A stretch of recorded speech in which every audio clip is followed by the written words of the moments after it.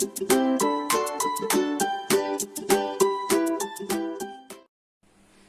আলাইকুম সবাইকে আমাদের পরবর্তী ক্লাসে। আর যারা ক্লাসটা এখন দেখতেছো, প্রথম কাজ কি জানো? যেটা প্রথম কাজ হচ্ছে আগের ক্লাস যদি দেখে না থাকো, আমাদের আগের ক্লাসটা দেখে না থাকলে ওইটা অবশ্যই দেখে আসবা। তারপর এই ক্লাসটা দেখি আমরা দেখার সাথে অবশ্যই ফ্রেন্ডদেরকে ক্লাসটা শেয়ার করে দিই। ওকে, তাহলে খেয়াল করো ক্লাসটা কি বলতেছি আমরা। আজকে আমাদের ক্লাসে হবে হচ্ছে ভেক্টর যোগ নিয়ে। আমরা এখন থেকে বইয়ের সিকোয়েন্স আগাবো। এর মধ্যে পার্টটা হবে কি ভেক্টর রাশিকে যোগ করা। আচ্ছা, একটু বলে রাখি, ভেক্টর রাশিকে যোগ করলে তুমি যা পাবা তার একটা ভেক্টর রাশি হবে। কমন সেন্স, তাই না? যদি আমি স্কেলার রাশি যোগ করি, যেমন ধরলাম 5 আর 6, যদি স্কেলার রাশি যোগ করলে কি পাচ্ছি আমি? 11 পাচ্ছি। এটা কিন্তু একটা স্কেলার রাশি। সিমিলারলি তুমি যদি মনে করো x একটা ভেক্টর, y আর একটা ভেক্টর, যদি ভেক্টরকে যোগ করো তুমি আরো একটা ভেক্টর পাবা, ধরলা z। এখানে একটু বলে রাখি, একটা পার্থক্য হচ্ছে আমরা ভেক্টর রাশি যোগ করলে যা পাই তাকে বলে থাকি যোগফল, নরমালি বলি। আর স্কেলার রাশি যোগ করলে যা পাই তাকে বলা হয়ে থাকে আমাদের যোগফল। আর ভেক্টর রাশি যোগ করলে যা পাই তাকে যোগফল বললে ভুল নাই, বাট একটা গুরুত্ব দিতে, তার একটা আলাদা ভ্যালু বলতে আমরা বলে ফেলি, সে হচ্ছে একটা লব্ধি। তার মানে মনে রাখবো, ভেক্টরকে যোগ করলে আমরা যা পাই এটাকে বলা হয়ে থাকে লব্ধি, ইংরেজিতে বললে রেজাল্ট্যান্ট। ঠিক আছে, রেজাল্ট্যান্ট। এখান থেকে নামটা আসছে আর, আমরা আর দ্বারা লব্ধিকে বোঝাবো। আর যাদেরকে যোগ করে লব্ধি পাওয়া গেল তাদেরকে বলা হয় লব্ধির উপাংশ। এই ক্ষেত্রে x এবং y হচ্ছে লব্ধির দুইটা উপাংশ। সিমিলারলি মনে করলা x vector, y vector, z vector. হ্যাঁ, আচ্ছা, ভেক্টরের যে নিয়মটা বলছি পরে, x vector, y vector, z vector, তিনটা ভেক্টর ছিল। এদেরকে যোগ করে সাপোজ তুমি পেলা, কথার কথা কি বলবো, ধরলা n ভেক্টর পেলা। ওই ক্ষেত্রে এই n কে বলা হয়ে থাকবে এই তিনটার লব্ধি, আর এই প্রত্যেকটাকে x কে, y কে এবং z কে বলা হয়ে থাকবে এই n এর উপাংশ। তাহলে বোঝা গেল, উপাংশ হচ্ছে যাদেরকে যোগ করে লব্ধি পাওয়া যায়, আর লব্ধি হচ্ছে উপাংশকে যোগ করে যা পাওয়া যায়। ওকে, তাহলে আমরা এইটুকু গেলাম। এখন এই লব্ধি নির্ণয়ের জন্য আমাদের অনেকগুলো উপায় আছে। কি কি উপায় আছে? তা হচ্ছে মোট 5টা উপায় আছে। একটা হচ্ছে সাধারণ বিধি, ত্রিভুজ বিধি, সামন্তরিক বিধি, বহুভুজ বিধি, উপাংশ বিধি। 5টা আমরা লিখে নিই। হ্যাঁ, সাধারণ বিধি, ত্রিভুজ, দেখো তুমি ফার্স্টে কি সাধারণ, এরপর আসছে কি 3 বাহু নিয়ে, এরপর আসছে 4 বাহু নিয়ে, এরপরে 4 এর বেশি বাহু নিয়ে, আর লাস্ট হচ্ছে উপাংশ সূত্র। এদের মধ্যে সবচাইতে ইম্পর্টেন্ট আমাদের সামন্তরিক সূত্র বা সামন্তরিক বিধি। এটাকে আমরা একদম ঠোঁটস্থ, মুখস্থ, কণ্ঠস্থ করে ফেলবো বুঝতে বুঝতে। ঠিক আছে, এটাকে খুব ভালো করে বুঝবো। সো শুরু করি আমরা সাধারণ বিধি দিয়ে। এটা তোমরা আগে থেকে পড়ে আসছো। মনে করলা এক ব্যক্তি এই বরাবর গেল, এরপরে সে এখান থেকে আবার এই বরাবর গেল, সে আলটিমেটলি গেল বলতে দেবো, সে আলটিমেটলি এখান থেকে এখানে গেল না। তার মানে বলে যেটা, এটাকে লিখি আমি a ভেক্টর, এটাকে লিখি b ভেক্টর, উপরেরটা হবে a এবং b এর যোগফল। এটাকে বলা হয়ে থাকে আমাদের সাধারণ বিধি। আচ্ছা, এটাকে আমি স্টেটমেন্ট আকারে বলার আগে আমাদের কিছু পার্ট একটু জানতে হবে। কি কি খেয়াল করো। আমরা নরমালি একটা তীর চিহ্ন বিশিষ্ট সরলরেখা দ্বারা ভেক্টরকে ডিনোট করি। এর ক্ষেত্রে এই স্টার্টিং পয়েন্ট, এটাকে বলা হয়ে থাকে ভেক্টরের আদি বিন্দু। কিংবা আদি বিন্দুকে বলা হয়ে থাকে, তুমি বলতে পারো এটাকে সিম্পলি আমরা পাও বলতে পারি, তাই না? আদি বিন্দু বা নরমালি পাও বলা হয় ক্ষেত্রে। আর এটাকে বলা হয়ে থাকে আমরা ভেক্টরের শীর্ষ বিন্দু, কিংবা এটাকে বলা হয়ে থাকে প্রান্ত বিন্দু, বা এটাকে কি বলতে পারো মাথা। আর একটু বলি, এটার একটা নাম আছে, এটাকে বলা হয়ে থাকে পাদবিন্দু। ঠিক আছে, পাদবিন্দু। আমরা মেইনলি এই 3 নামে ডাকবো এটাকে আমরা এই 3 নামে ডাকবো, শীর্ষবিন্দু, প্রান্তবিন্দু বা মাথা। মনে করলা তুমি লিখে এরকম a এবং b, তাহলে কিভাবে লিখবে এটাকে? ভেক্টরটাকে তুমি মানে কথার আকারে লিখে আমি লিখবা a b লিখে একটা টিক দেওয়া।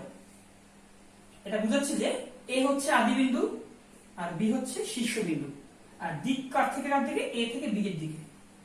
তবে একটা বলে রাখি, কখনোই এর উপরের সাইনটা কিন্তু এইটাকে বোঝায় না। ওকে, এই উপরের সাইনটা অলওয়েজ কি হবে, আদি হতে শেষের দিকে হবে। যদি এমন থাকতো, মনে করলে কথার কথা, এ ভেক্টর এখানে, ধরলা বি ভেক্টর এখানে, তুমি কিন্তু এটাকে এমন লিখবা না যে ভাইয়া এ বি লিখে এরকম, অবশ্যই না। ওকে, এটা কিন্তু কেমনই হবে, এটা কিন্তু এ থেকে বি এর দিকে, এটা কিন্তু এভাবেই লিখবা, বুঝে গেছে? এই হচ্ছে আমার লেখার উপায়। অনেক ক্ষেত্রে আমরা সংক্ষেপ করি, মনে করি এটাকে নাম দিয়ে দিই, কথা কথা পি ভেক্টর দিয়ে দিই, তখন এটা বলে ফেলি এ বি ভেক্টর হচ্ছে আসলে পি এর সমান।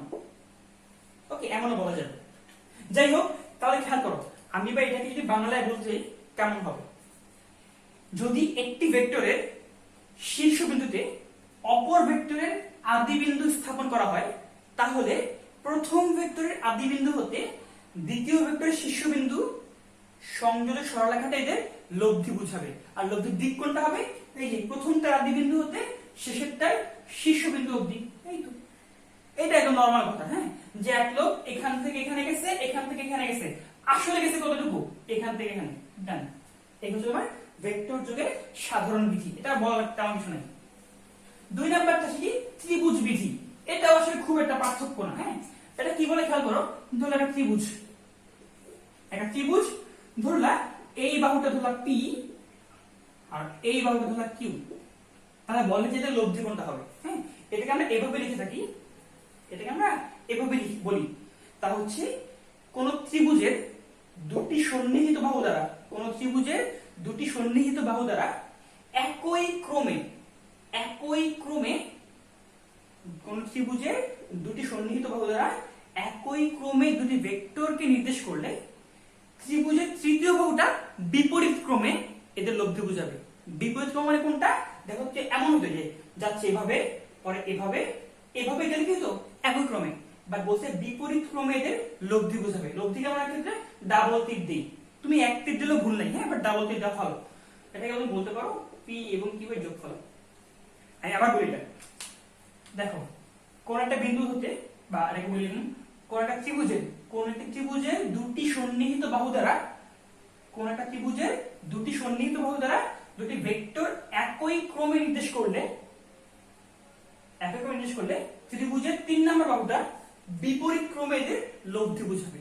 আর একটু চিন্তা করলেই বুঝবে আসলে এইটা আর এইটা সেম ছিল। কিভাবে, দেখো, প্রথম ভেক্টরের শীর্ষবিন্দুতে সেকেন্ডটার আদি বিন্দু রাখলে লব্ধি কি হয়, প্রথমটার আদি বিন্দু হতে শেষেরটা শীর্ষবিন্দু।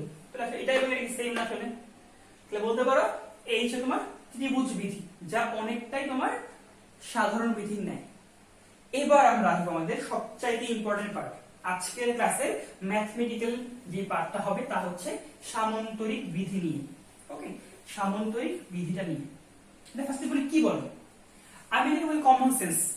কিভাবে, খেয়াল করো, ধরো একটা বস্তু, এই একটা বস্তু, তুমি টান দাও এই দিক বরাবর, তোমার ফ্রেন্ড টান দেয় এই দিক বরাবর, যাবে কোন দিকে, মাঝে কোথাও না। একটা বস্তু সাপোজ তুমি টান দাও পি বলে, বল একটা ভেক্টর রাশি এই দিক বরাবর, তোমার ফ্রেন্ড টান দেয় এই দিক বরাবর কিউ বলে, যাবে কোন দিকে, যাবে আলটিমেটলি কি এই দিক বরাবর না, মোটামুটি এই দিক বরাবর। এ থেকে আমরা বলি সামান্তরিক সূত্র। সো একটু মানে লিখে নিই, বেশ বড় হবে সংখ্যক কথাটা, বাট লিখে নিই। এটা হচ্ছে কোন সামান্তরিকের, কোন সামান্তরিকের একটি কৌণিক বিন্দু হতে কোন কণার উপর একই সময় ক্রিয়াশীল দুটি ভেক্টর রাশিকে মানে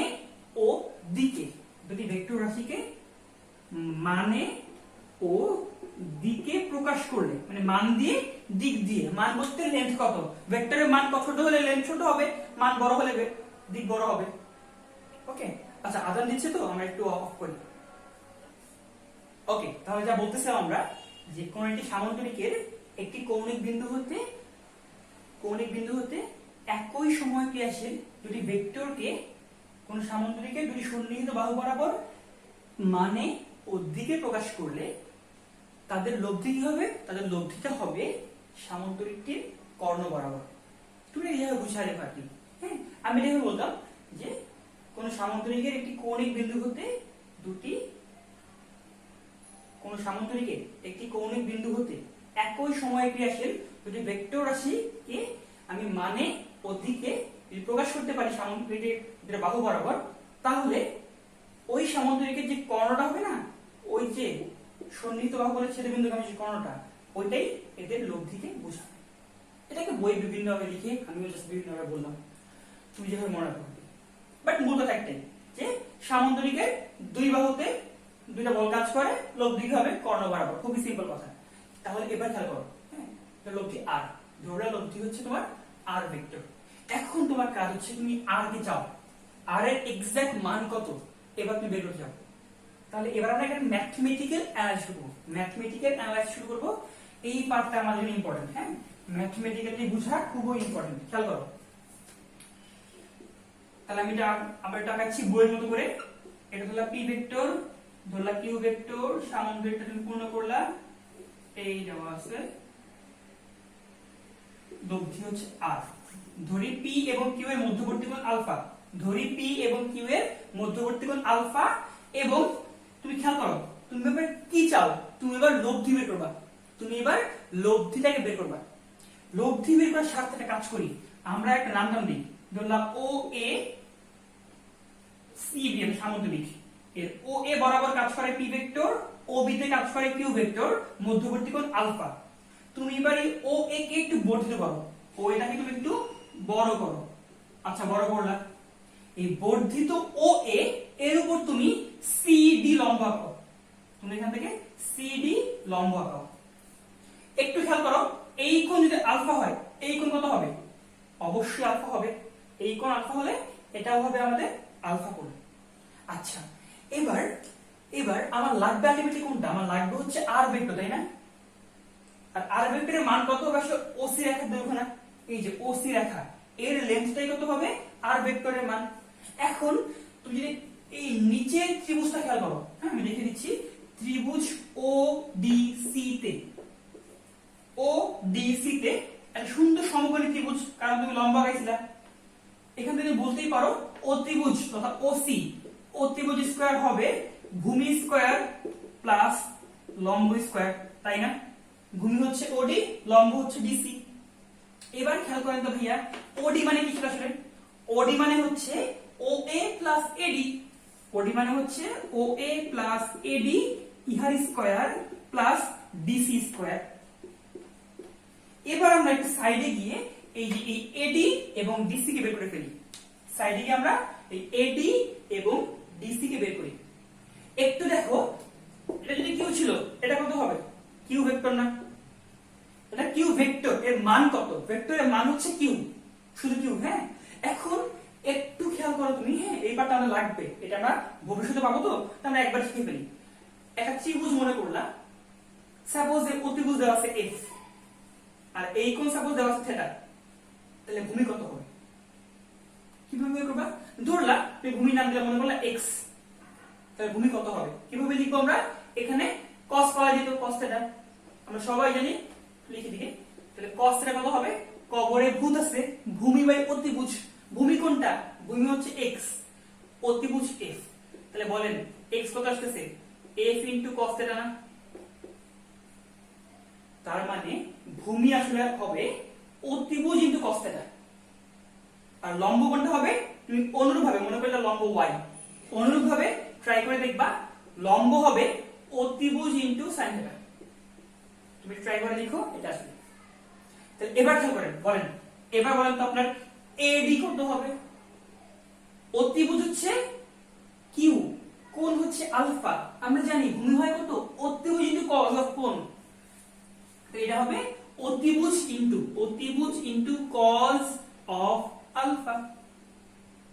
আর এইটা কত হবে? লম্ব হবে অতিভুজ ইনটু sin, তাহলে Q into sin alpha, Q sin alpha, Q sin alpha. এবার জাস্ট লিখে ফেলি, দেখো ও এ মানে কত? ও এ মানে হচ্ছে পি, আমার মান নিয়ে কাজ করতেছি, তাহলে পি হবে প্লাস এডি, এডি হচ্ছে কিউ cos আলফা, এডি হচ্ছে কিউ cos আলফা তাহার স্কয়ার প্লাস ডিসি, ডিসি এটা হচ্ছে q sin alpha. sin alpha.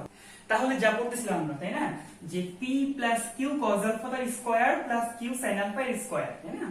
খেয়াল করে কি হবে, a প্লাস b হোল স্কয়ারের সূত্র, তাহলে কি হবে a স্কয়ার প্লাস 2ab, তাই না, তাহলে 2pq cos আলফা প্লাস এটার স্কয়ার, তার মানে q square cos square alpha. এরপরে দেখো এটা স্কয়ার করে ফেলি, হয়ে যাবে q square sin square alpha. বুঝতেই পারতেছো q স্কয়ার কমন নিলে থাকবে cos square plus sin square, হয়ে যাবে 1। তাহলে কত হলো p square plus 2pq cos alpha plus q square. এটাই হচ্ছে তোমার OC এর স্কয়ার। আর OC কত ছিল, r ছিল না, OC ছিল r এর সমান, তার মানে r স্কয়ার ছিল এটা। অতএব আলটিমেটলি তুমি যা পেলা, তুমি কি পেলা, তুমি পেলা যে r ইকুয়াল টু হচ্ছে root over of p square plus q square plus 2pq cos alpha. এই হচ্ছে আমাদের প্রথম সূত্র, ভেক্টর থেকে শেখা, আসলে ফিজিক্স থেকে শেখা আমাদের প্রথম ফর্মুলা, তাই না। তাহলে এটাকে আমরা একদম চোখ কান খুলে এটাকে মনে রাখবো, এটা কিন্তু আমাদের ভুললে হবে না। হ্যাঁ, তুমি এখন থেকে শুরু করে যদি মেডিকেলে না পড়ে থাকো, মেডিকেলে ভবিষ্যতে না পড়ো, তাহলে অনেক কাল অবধি এই সূত্র তোমার কাজে লাগবে। তা হচ্ছে যদি ভেক্টর যোগে দুইটা ভেক্টরকে যোগ করার সামান্তরিক সূত্র, root over of P square Q square যোগ 2pq cos আলফা। ওকে, আচ্ছা, কিন্তু ভাই আমি কি বের করতেছি, আমি বের করতেছি লব্ধি। লব্ধি একটা ভেক্টর রাশি, তো শুধু মান বের করলে কিন্তু হবে না, লব্ধির দিকও বের করতে হবে। তবে একটা কথা আমরা মাথায় রাখবো, ফিজিক্সে দিক বলতে আমরা উত্তর দিক দক্ষিণ দিককে বুঝি না। আমরা ফিজিক্সে দিক বলতে বুঝি একটা রেফারেন্স লাইন থাকবে, তার সাথে আমাদের কত কোণ করে থাকে, তাকেই বলা হয় ফিজিক্সের দিক। তার মানে ফিজিক্সে আমরা দিককে লিখবো কোণ দ্বারা, আর ওই রেফারেন্স লাইনটা জেনারেলি হবে এক্স অক্ষের সমান্তরাল দিক। সো মনে করো আমি এবার এই পি এর সাথে, এই পি ভেক্টরের সাথে লব্ধিটা কত কোণ করে তাকে নাম দিলাম থিটা। আমি এবার এই থিটা পেতে উদ্যত, থিটাকে বের করব। তাহলে কি করতে পারি, আমি একটু উপরে পার্টটুকু মুছে দিই, আশা করি তোমরা এই পার্টটা বুঝেছো এবং ভিডিও পজ করে লিখে ফেলতে পারো। ওকে, তাহলে আমরা এবার এটা মুছে দিই। তাহলে আমরা এবার কোণ যাব, তাই না, ওই থিটা বের করব। আর এই থিটা বের করার জন্য আমরা আবারও এই ODC ত্রিভুজের সাহায্য নিই।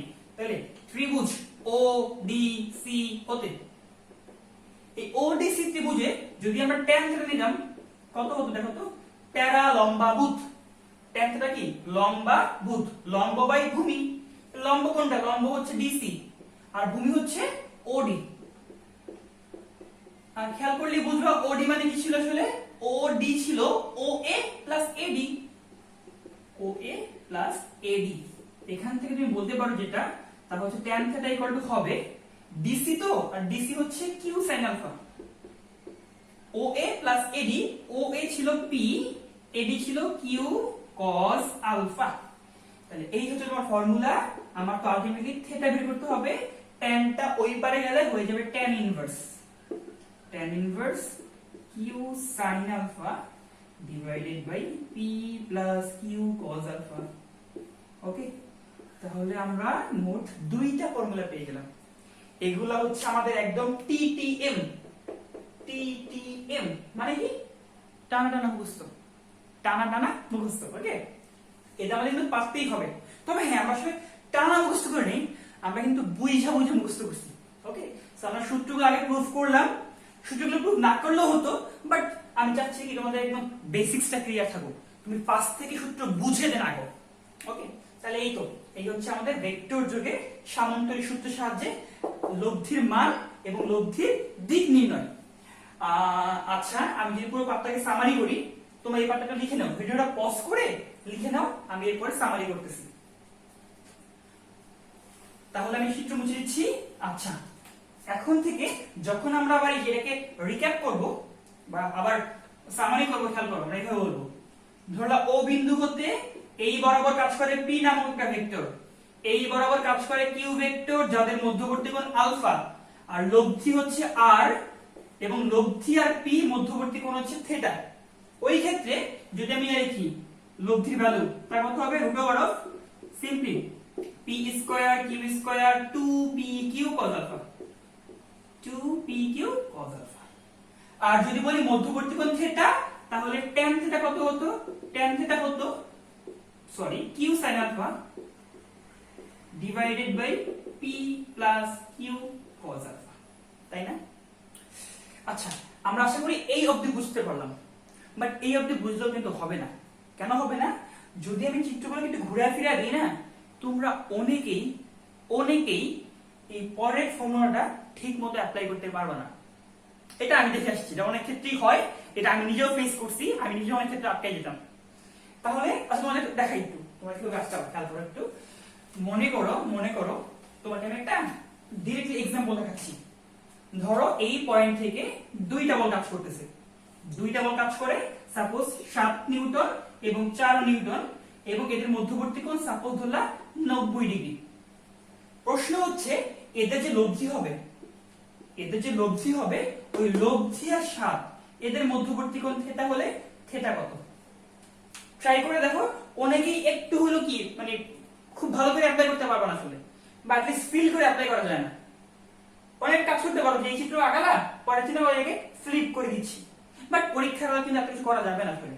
সো আমরা কিভাবে মনে রাখবো? হ্যাঁ, আমরা এটাকে কিভাবে মনে রাখবো একটু খেয়াল করো। আমি এটাকে এইভাবে মনে রাখতাম যে tan থিটা হবে, একটা রাখ দিব, দেখো ভালো করে, লব্ধি আর না, এই লব্ধিটা এই থিটা কোণ করে কার সাথে? p এর সাথে। লব্ধি যার সাথে কোণ করে সে নিচে একা প্লাস আমি tan কে ভেঙে ফেলবো। tan মানে কত হয় আমরা সবাই জানি, sin divided by cos। tan কে ভেঙে ফেলবো sin বাই cos, বাট sin এর মধ্যে কত হবে? মোট কোণ হবে। মোট কোণ ছিল আলফা, তাহলে এখানেও আলফা এখানেও আলফা। তুমি তো p লিখে ফেলছো, বাকি আছে q, তাহলে qটা এখানে হবে এখানে হবে। আমি আবার একটু বলি, কি করলাম আবার কি দেখো। হ্যাঁ, আমি tan থিটা লিখবো, আচ্ছা বাদ দাও, আমি আরেকটা লিখি। হ্যাঁ, মনে করলাম এই কোণটা বিটা তোলা। হ্যাঁ, ধরলাম উপরের কোণটা বিটা, তাহলে tan বিটা হবে লব্ধি যার সাথে বিটা কোণ করে সে নিচে একা। লব্ধি বিটা কোণ করে q এর সাথে, তাই q নিচে একা প্লাস tan কে ভেঙে ফেলবো। tan কে ভাঙলে হবে sin মোট কোণ ডিভাইডেড বাই cos মোট কোণ। q বসে গেছে, বাকি আছে p। বুঝে গেছে? এবার দেখো আমি এই ক্ষেত্রে খুব সহজে অ্যাপ্লাই করতে পারবো।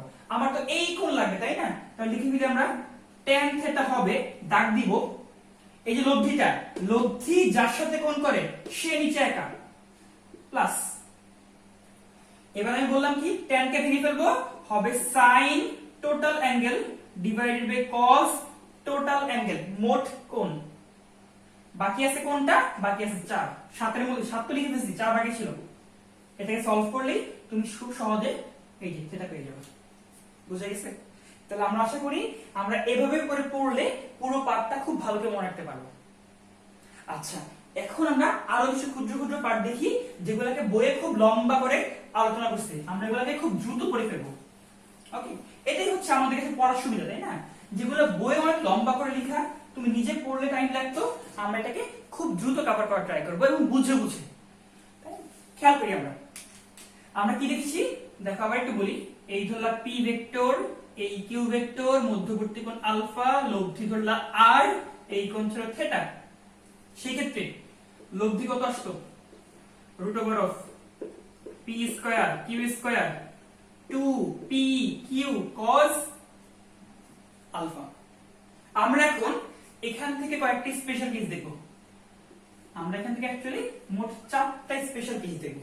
সবগুলা বইয়ে নাই কিন্তু, হ্যাঁ বইয়ে দূরে থাকে। আমরা এখান থেকে 4টা স্পেশাল কেস দেখব। কোন 4টা? এক হচ্ছে লব্ধির সর্বোচ্চ মান কত, 2 হচ্ছে লব্ধির সর্বনিম্ন মান কত, 3 হচ্ছে লব্ধির পারপেন্ডিকুলার মান কত। পারপেন্ডিকুলার কথা বাংলা অর্থ হচ্ছে লম্ব। পারপেন্ডিকুলার, হ্যাঁ আমি একটু স্পেলিংটা লিখে দেই, এই যে পারপেন্ডিকুলার মানে হচ্ছে লম্ব। হ্যাঁ, আর লাস্ট ওয়ান হচ্ছে তোমার যদি p আর q সমান হয়, p ও q সমান হলে ওই ক্ষেত্রে লব্ধি কত। সো আমরা এই পুরো পার্টগুলোকে এখন দেখা ট্রাই করব। আচ্ছা, তাহলে শুরু করি কোনটা দিয়ে? আর ম্যাক্স দিয়ে। একটু ভালো করে খেয়াল করো। হ্যাঁ, আমার লাগবে হচ্ছে লব্ধির সর্বোচ্চ মান কত। আচ্ছা, এখানে ধরে রাখতে হবে কি আমাদের পি আর কিউটা কনস্ট্যান্ট, পি এবং কিউটা কনস্ট্যান্ট, শুধুমাত্র আলফা হচ্ছে আমার চলক ভেরিয়েবল। আমি আলফাকে চেঞ্জ করব এবং দেখব যে আমার আর এর মানটা কখন বেশি আসতে পারে। একটু কমন সেন্স খাটাও তো, বলো এই কজের সর্বোচ্চ মান কত? সব যোগাকার আছে না, সব যোগাকার আছে, তার মানে কজ যদি বেশি হয় আর এর মান বেশি হবে।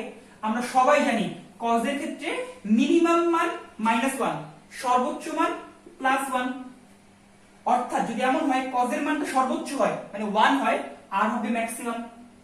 তাহলে যদি আর ম্যাক্স চাই আমি, in case of R max তোমার cos আলফা হয়ে যাবে 1। হ্যাঁ, আর ম্যাক্স এর ক্ষেত্রে কি হবে, cos আলফা হয়ে যাবে তোমার 1। আর cos আলফা 1 হওয়া মানে আলফা কত? অবশ্যই কত, 0 ডিগ্রি না? আমরা জানি cos 0 1 হয়। আর এই পার্থক্য 1 হয়ে গেলে কত হবে, p স্কয়ার যোগ q স্কয়ার যোগ 2pq ইনটু 1।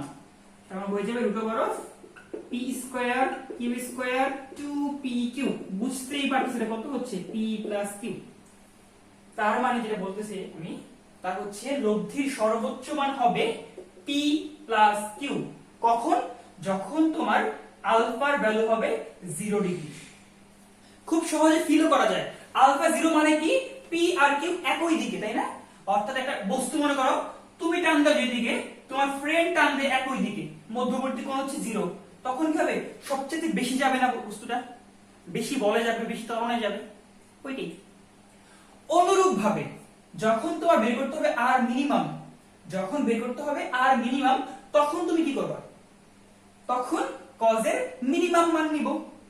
আর বলতো তাহলে কজের মিনিমাম মানের জন্য তোমার কোনটা কত হতে হবে, যদি -1 হয় অবশ্যই আলফা হবে 180 ডিগ্রি। আর ওই ক্ষেত্রে খেয়াল করে দেখবা, ওই ক্ষেত্রে দেখবা কি তুমি আর মিনিমাম, যেহেতু -1 হচ্ছে এখানে মাইনাস হয়ে যাবে, এখানে মাইনাস হওয়ার অর্থ হচ্ছে দেখবা এরকম p square plus q square minus 2pq। এটা তুমি এমন লিখতে পারো p q। বাট বেটা যেটা হয় তা হচ্ছে তুমি এটা মড দাও, কারণ কোনটা বড় তুমি জানো না, q তো বড় হইতে পারে, তাহলে মড অফ p q। তাহলে আর মিনিমাম হচ্ছে মডুলাস অফ p q। এই ক্ষেত্রে মধ্যবর্তী কোণ হবে 180 ডিগ্রি। এটাও খুবই কমন সেন্স। খেয়াল করো, একটা বস্তু তুমি টান দাও এইদিকে, তোমার ফ্রেন্ড টান দেয় এইদিকে, যদি মধ্যবর্তী কোণ হয় 180 ডিগ্রি, তুমি টান দাও একদিকে, তোমার ফ্রেন্ড টান দেয় বিপরীত দিকে, তাহলে কি সবচেয়ে কম বল ফিল করবে বস্তুটা, ওইটি যে বস্তুর উপরে লব্ধি বল, টোটাল বল অনেক কম হবে। আচ্ছা, আর পরেরটা কি বললাম, আর পারপেন্ডিকুলার। আর পারপেন্ডিকুলার ব্যাপারটা কিরকম, এটা হচ্ছে কি, মনে করলা, আমি এটা মুছে দিচ্ছি, হ্যাঁ আমি এই পার্টগুলো মুছে দিচ্ছি। আর পারপেন্ডিকুলার অর্থ হচ্ছে সাপোজ এই যে p আর এই যে q, এরা ধরলা পরস্পর লম্ব, ওই ক্ষেত্রে লব্ধি কত হয়, যেহেতু p আর q পরস্পর লম্ব, মধ্যবর্তী কোণ 90 ডিগ্রি, আর cos 90 কত হয়, আন্ডার cos 90 কত হয়, 0 হয়। তাহলে এই পার্টটুকু বাদ হয়ে যাবে, থাকবে p square plus q square, থাকবে p square plus q square. তাহলে আমরা একবারে 1 2 3টা শর্টকাট করে ফেললাম। এটা কখন, যখন তোমার মধ্যবর্তী কোণ হবে 90 ডিগ্রি, তাই না? এটা বলে দিছি আর পারপেন্ডিকুলার। আচ্ছা, এই ক্ষেত্রে আমরা আরেকটা কাজ করি, হ্যাঁ এটা আসলে আর এর মধ্যে বিভিন্ন শর্টকাট ছিল। আমরা কোনো এক অজ্ঞাত কারণে আর ম্যাক্স নিলাম, বর্গ করলাম, আর মিনিমাম নিলাম, বর্গ করলাম, দেখি কি পাই। আর ম্যাক্স মানে কত ছিল, p q তার স্কয়ার, আর মিনিমাম মানে হচ্ছে বড় বিয়োগ ছোট, ধরলা p বড় সাপোজ, তাহলে p q তার স্কয়ার। এখন ভাইয়া একটু 19 এ লাস্ট দেন, দেখেন a b whole square plus a b whole square, সূত্র কি ছিল, obviously 2a square plus b square ছিল না? যদি এটা থেকে থাকে একটু খেয়াল করলেই বুঝবা এটা মানে কত, এটা হচ্ছে আসলে rp এর স্কয়ার। rp এর স্কয়ার বলে কত হবে, p square plus q square না? তাহলে rp এর স্কয়ার, এই rp তাহার স্কয়ার, তাহলে এটা হচ্ছে তোমার r max এর স্কয়ার এবং r মিনিমাম এর স্কয়ারের যোগফল। এটা কি অনেক বই লেখে, জয়ফুল স্পেশাল টেকনিক। যাই হোক, এটা আমাদের স্পেশাল টেকনিক যে r max square plus r minimum square হবে 2 অফ r পারপেন্ডিকুলার স্কয়ার। তাহলে আমরা এই 1 2 3 খুব সহজে করে ফেললাম। তারপরেরটা যদি আমরা বলি তা হচ্ছে যদি পি আর কিউ সমান হয়, যদি পি এবং কিউ সমান হয়। আচ্ছা খেয়াল করো, আমরা নরমালি আর কত আসতো, আর আসতো root over of P square plus q square plus 2pq cos alpha. তোমাকে এখন বললাম যদি পি আর কিউ সমান হতো ওই ক্ষেত্রে আর কত হবে, কত হবে দেখো তো, তুমি জাস্ট যেখানে যেখানে কিউ আছে তাকে তুমি রিপ্লেস করে দাও পি দ্বারা, ডান। তাহলে কত হচ্ছে পি স্কয়ার প্লাস আরো একটা p square plus 2p, Q এর জায়গায় আবার p into cos of alpha root over of একটা পি স্কয়ার যোগ আরেকটা পি স্কয়ার, মানে হলো দুইটা পি স্কয়ার, আবার কত আছে 2p স্কয়ার সাথে cos আলফা।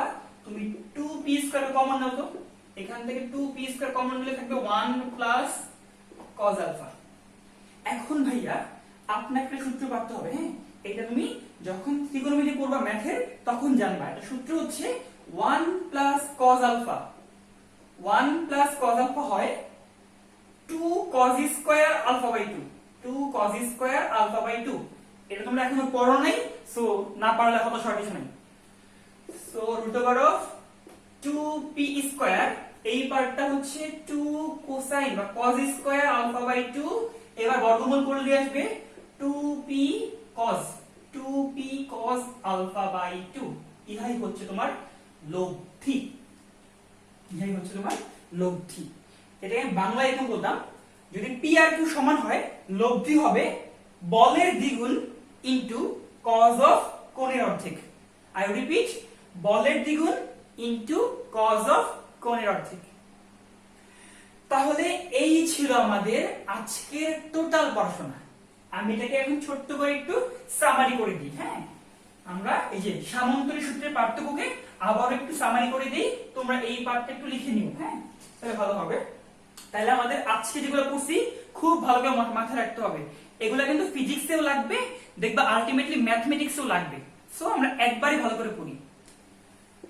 এটা ছিল লব্ধি আর ইকুয়াল টু, যাই হোক আমরা কি বলতেছিলাম, ধরলাম এই ও পয়েন্ট থেকে দুটি ভেক্টর পি ভেক্টর এবং কিউ ভেক্টর পরস্পর আলফা কোণে কাজ করে এবং এদের লব্ধি হলো আর, লব্ধি আরটা পি এর সাথে থিটা কোণ করে।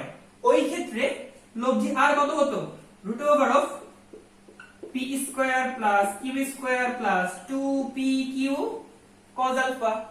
আমরা মাত্রই 8 থেকে 4টা স্পেশাল কেস দেখলাম। বড় তো কি কি ছিল, আর ম্যাক্স কত হবে বা লব্ধির সর্বোচ্চ মান কত, সিম্পলি এদের যোগফল যখন মধ্যবর্তী কোণ হয় 0 ডিগ্রি, অর্থাৎ দুটি ভেক্টর একই দিকে ক্রিয়া করলে লব্ধি হয় সবচেয়ে বেশি।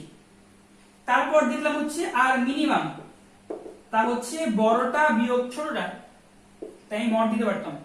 বা একটু বলে রাখা ভালো, এটাকে অনেক ব্যামল লিখে পি ডিফারেন্স কিউ, এই যে বাঁকা দাগটা একে বলা হয় ডিফারেন্স। ঠিক আছে, এর মানে হচ্ছে বড়টা বিয়োগ ছোটটা। আর এই ক্ষেত্রে আলফা হবে 180 ডিগ্রি, তার মানে একটা ভেক্টর এই দিকে হলে অপরটা এই দিকে, মধ্যবর্তী কোণ 180 ডিগ্রি। 3 নাম্বার করলাম হচ্ছে আমরা R minimum, sorry R perpendicular, এটা হতো root over of P square plus q square যখন মধ্যবর্তী কোণ ছিল 90 ডিগ্রি। আর আমরা এরপরে দেখলাম যে এদের সম্পর্ক, আর ম্যাক্স আর মিনিমামের সম্পর্ক কিরকম হয়। তা এমন ছিল না আসলে যে আর আর ম্যাক্স এর স্কয়ার প্লাস আর মিনিমাম এর স্কয়ার হবে 2 অফ আর পারপেন্ডিকুলার স্কয়ার গেল।